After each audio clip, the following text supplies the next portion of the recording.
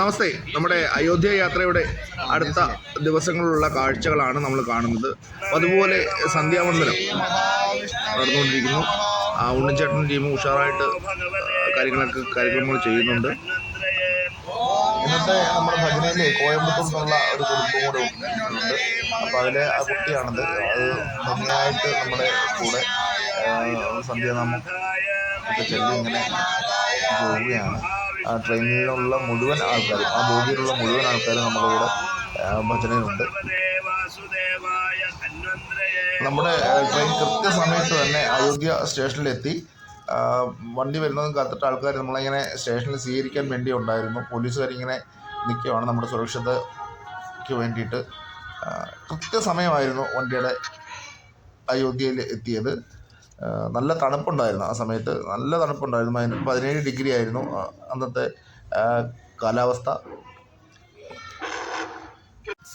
ദർശനത്തിൻ്റെ സൗകര്യത്തിനും യാത്രയുടെ സൗകര്യത്തിനും വേണ്ടിയിട്ട് നമ്മുടെ ബോഗിയിലുണ്ടായിരുന്ന ആൾക്കാരെ മുഴുവൻ 10 പേരടങ്ങുന്ന ചെറിയ ചെറിയ ടീമുകളായിട്ട് പിരിക്കും. അതിനുശേഷം അതിന് വേണ്ടുന്നൊരു ഗ്രൂപ്പ് ലീഡറെ നിശ്ചയിക്കുകയുണ്ടായിട്ടുണ്ടായിരുന്നു.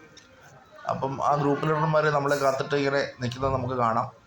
ആ 10 ചെറിയ ചെറിയ ഗ്രൂപ്പുകളായിട്ട് ഇങ്ങനെ നിൽക്കുകയാണ് യാത്ര ചെയ്യാൻ വേണ്ടിയിട്ട്.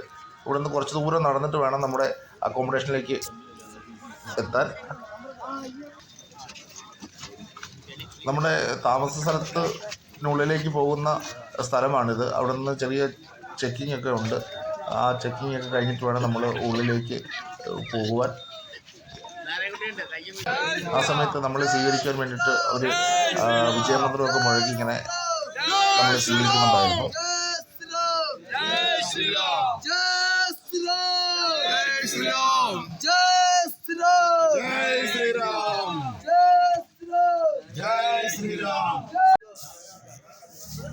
ഇതാണ് നമ്മുടെ താമസ സ്ഥലം.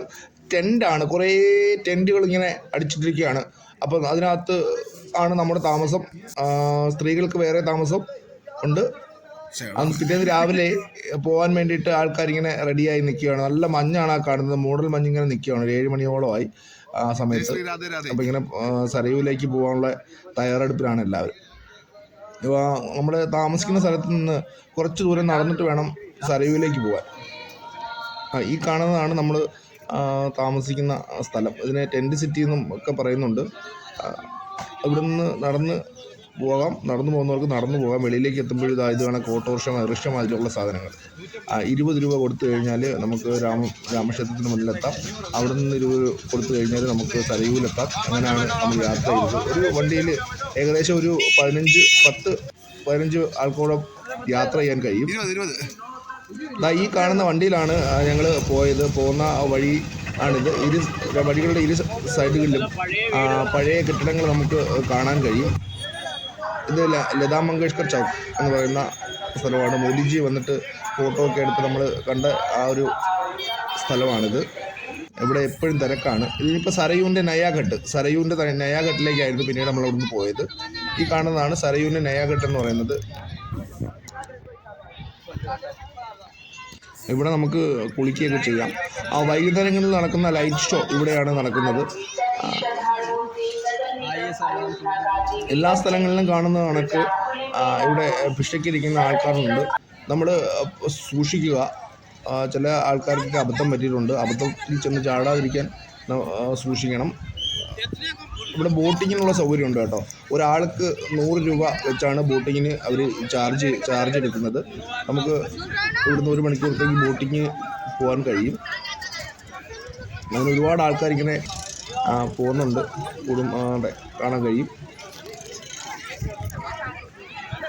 നല്ല തിരക്കുണ്ടായിരുന്നു. നമ്മൾ ഇതിൽ മുകളിൽ കയറുമ്പോൾ സൂക്ഷിക്കണം. റീഡയറക്റ്റുള്ള സാധ്യതയുണ്ട്. നമ്മൾ ബോട്ടിങ്ങൊന്നും ചെയ്തില്ല. വെറുതെ അതിന് മുകളിൽ കയറി ബോട്ടിൻ്റെ ഹോട്ടലിൽ ഷൂട്ട് ചെയ്ത് ഇങ്ങനെ പോരും ചെയ്ത്. ഈ സൈഡിലൂടെ ഇങ്ങനെ നടക്കുമ്പോഴും നമ്മൾ ശ്രദ്ധിക്കണം. ഇവിടെയാണ് ഏറ്റവും കൂടുതൽ ഭിക്ഷാടകരുള്ളത്. അവർ നമ്മളെ കളിപ്പിക്കാനുള്ള സാധ്യത വളരെയധികം കൂടുതലാണ്. നമ്മുടെ കൂട്ടത്തിൽ വന്നൊരു ചേട്ടനെ കളിപ്പിക്കാൻ വേണ്ടി നോക്കി. പല കാര്യങ്ങളും പറഞ്ഞ് നമ്മുടെ കൂടെ കൂടും. ഈ സൈഡിലിരിക്കുന്ന ആളെ കണ്ടോ? ഇത് ശ്രദ്ധിച്ചോ? ഇദ്ദേഹം കുറച്ച് കുഴപ്പക്കാരനാണ്. ഇതേപോലുള്ള പല ആൾക്കാരെയും നമുക്ക് അവിടെ കാണാൻ കഴിയും.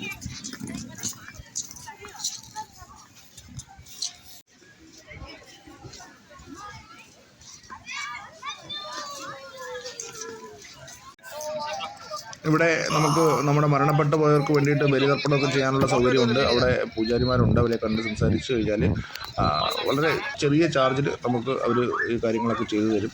അങ്ങനെയുള്ള സരയൂ തീരത്ത് പോയിട്ട് വേണം നമ്മൾ ശ്രീരാമക്ഷേത്രത്തിലേക്ക് പോകാൻ. വൈകുന്നേരം സരയൂവിൻ്റെ തീരത്ത് ഉള്ള ലൈറ്റ് ഷോയാണിത്. അതൊക്കെ നമുക്കവിടെ ആസ്വദിക്കാൻ കഴിയും. വൈകുന്നേരം 6 മണി തൊട്ട് തുടങ്ങും. അതുപോലെ തന്നെ സരയൂ ആരതിയുണ്ട്, അത് നമുക്ക് ആസ്വദിക്കാൻ കഴിയും. കൂടുതൽ ഭാഗങ്ങൾ പിന്നീട് വരും. നമ്മുടെ വീഡിയോ കണ്ട് ഇഷ്ടപ്പെട്ടാൽ ഒന്ന് സബ്സ്ക്രൈബ് ചെയ്ത് ലൈക്ക് ചെയ്യുക.